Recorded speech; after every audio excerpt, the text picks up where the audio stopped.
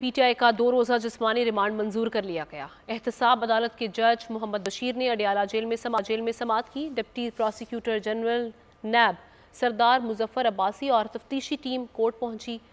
नैब की जानिब से साबिक चेयरमैन PTI के 7 रोज़ा जिस्मानी रिमांड की इस्तदा की गई थी। तोशाखाना केस में साबिक चेयरमैन PTI का 2 रोज़ा जिस्मानी रिमांड मंजूर कर लिया गया। नैब कोर्ट के जज मोहम्मद बशीर ने अडियाला जेल में केस की समाअत की। डिप्टी प्रोसिक्यूटर जनरल नैब सरदार मुजफ्फर अब्बासी और तफ्तीशी टीम अदालत पेश हुई।